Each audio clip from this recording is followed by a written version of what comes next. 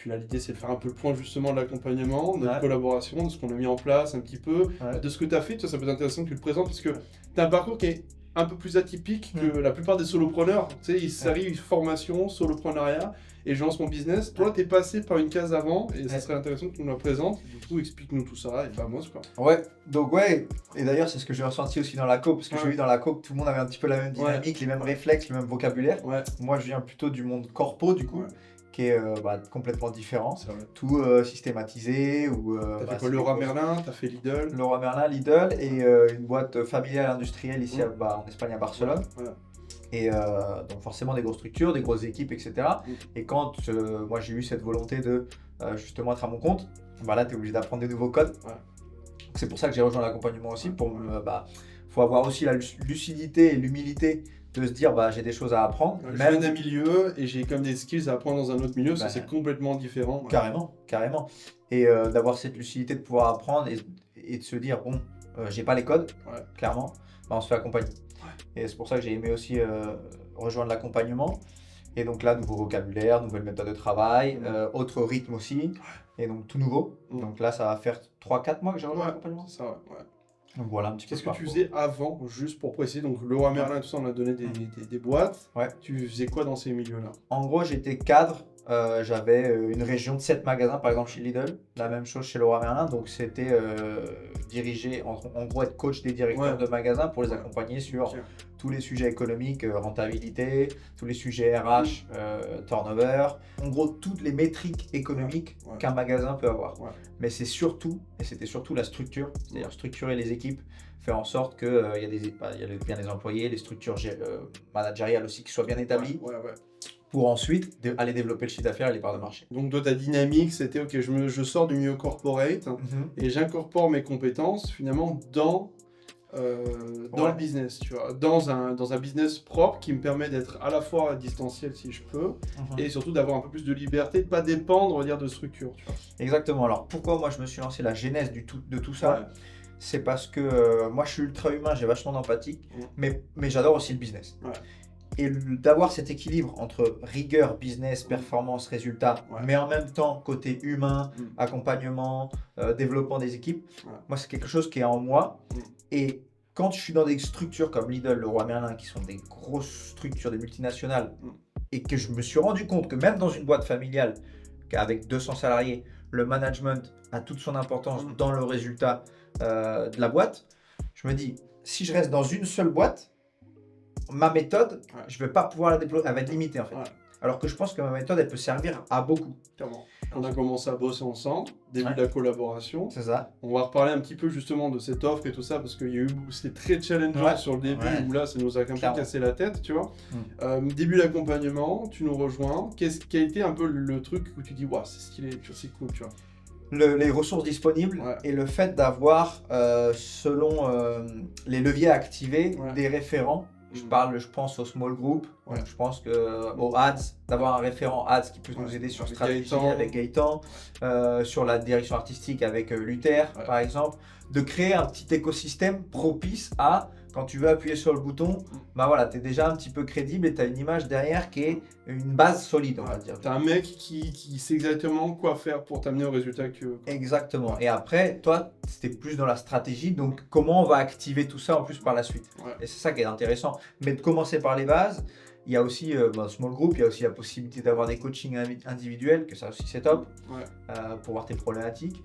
Mais non, la dynamique est intéressante. Les ressources dispo sur School, c'est-à-dire que pour moi qui n'étais pas de l'écosystème, tu te fais une session vidéo, tu comprends un petit peu déjà comment ça fonctionne et tu balayes des croyances et ça c'est intéressant. Dans l'acquisition de savoir, c'est vrai que pour le coup, vu que toi tu pars from scratch de zéro, c'est vrai qu'il y a plein de trucs à développer. Le copywriting, la création de contenu, le branding, le setting, tout part de zéro. Donc forcément, les codes qui sont en corpo, en présentiel, sont pas du tout les mêmes en ligne. Donc en gros, tu as dû apprendre beaucoup de connaissances. Donc ce que tu disais, ça t'a bien aidé tout ça. Clairement, et puis c'était découvrir. Alors tu me diras oui, mais ça tombe sous le sang parce que c'est une stratégie d'acquisition, commercialisation, faut prendre des risques, etc. Ouais, d'accord, mais si t'as pas les codes et pas les techniques, pas y aller comme un bourrin si tu fais du setting. Enfin voilà, des petits tips comme ça où Et ce qui est bien aussi, c'est qu'à chaque fois que tu mets des exemples.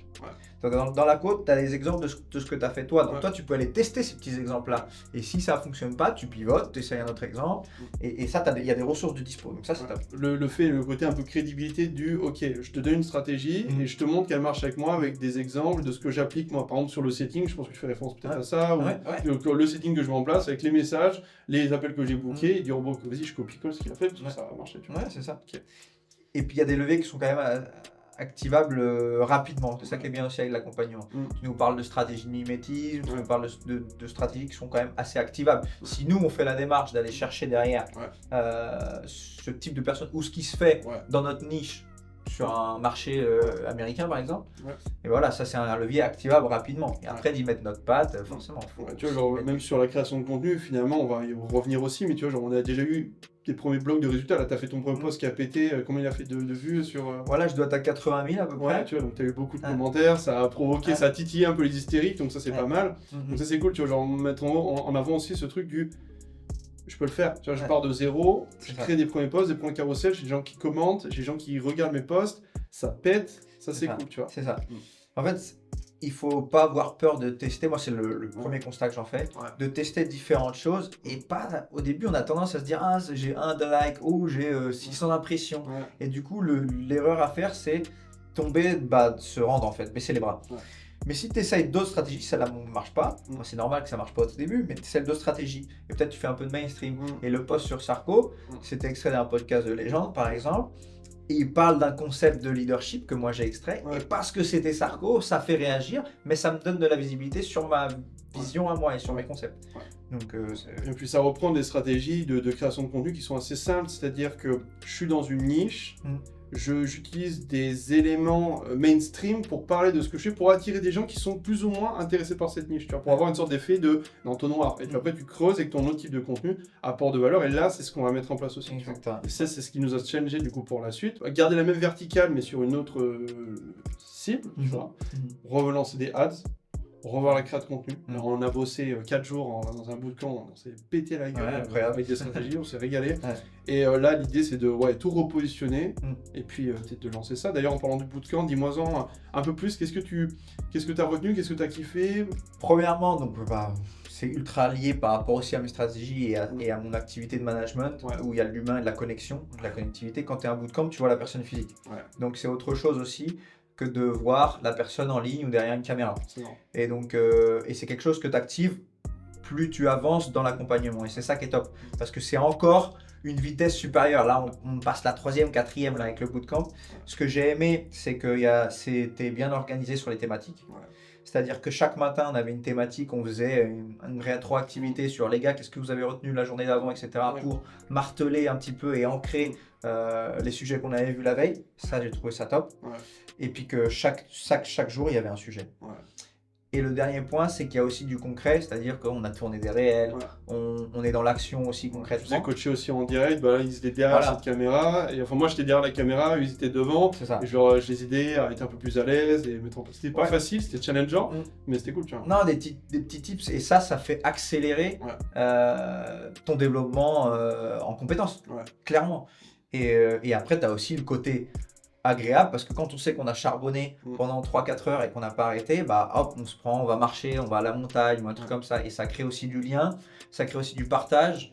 Et on a tous dans un bootcamp, donc il y a des profils qui sont différents, qui viennent, là on avait Sales avec Ezekiel, on avait Ads avec Gaëtan, et je pense qu'on peut avoir une activité complémentaire sur des clients qu'on peut avoir ou des prospects qu'on peut... L'apport d'affaires, ce que tu as commencé à faire ce matin avec Gaëtan, par exemple, tu as peut-être un contact qui serait intéressé par Gaëtan. Exactement, tout à fait. Ça fait plaisir, tu vois. Et c'est intéressant, et tu viens des bootcamps pour ça aussi, pour partager. Alors oui, forcément, il y a un développement de compétences et mettre en place une stratégie. Et un jour que j'ai aussi bien apprécié, c'était le jour où on s'est projeté un peu en mode dream. Objectif, en mode dream sur c'est quoi ton goal ultime pour, entre guillemets, viser la lune, t'atteindras les étoiles. Cette fameuse phrase, mais c'est ça, si tu te projettes mentalement, et tu vas mettre les moyens pour arriver à ça. Peut-être que tu vas pas y arriver, mais tu vas arriver à quelque chose de plus haut que ce que tu t'étais dit au départ. Exactement. Donc là, on s'est mis des gros objectifs. Toi, ton but, c'est de devenir le Tony Robbins francophone. C'est ça. Sur la partie management, leadership.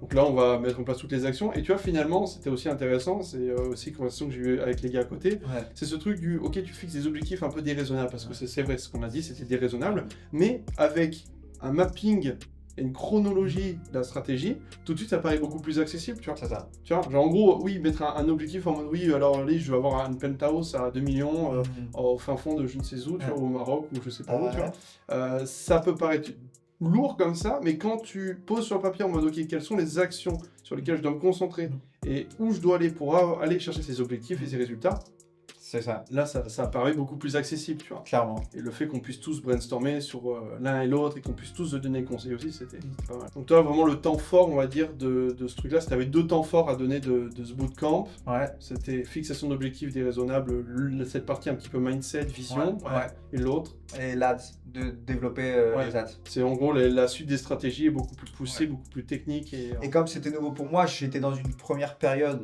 les premiers mois où j'étais dans l'absorption de beaucoup d'informations. Et là, le but, c'est de concrétiser dans l'action. Et une fois que j'ai les bases, là, on va activer quoi. Et là, il va y avoir sûrement des résultats. Là, tu maîtrises. Maintenant, les sujets de copywriting, tu sais faire un post, tu sais tourner une vidéo. Là, je t'ai coaché, on a vu ça. Donc maintenant, en fait, l'idée, c'est tu as une autonomie. En fait, là, globalement, pour aller chercher des résultats, je n'aurais pas grand-chose à t'apprendre de plus pour aller chercher ces résultats-là. Après, on pourra toujours aller plus loin. Mais pour l'instant, je me mets visible, je crée du contenu qui parle à ma cible, je revois mon avatar. En fait, tu as déjà, on va dire, la méthodologie, tu vois. Non, oui, clairement. Donc, clairement. Bon, écoute, merci, monsieur. Merci à toi. On s'est régalé, mais là, on va sur un petit brunch. Petit brunch, oui, à la plage, là, petite vue mer. Ouais, petite vue mer, et puis après, on va rejouer à la Switch, on bossera un petit Mario Kart. Petit Mario Kart, et puis voilà. Ça roule. Bisous, à plus.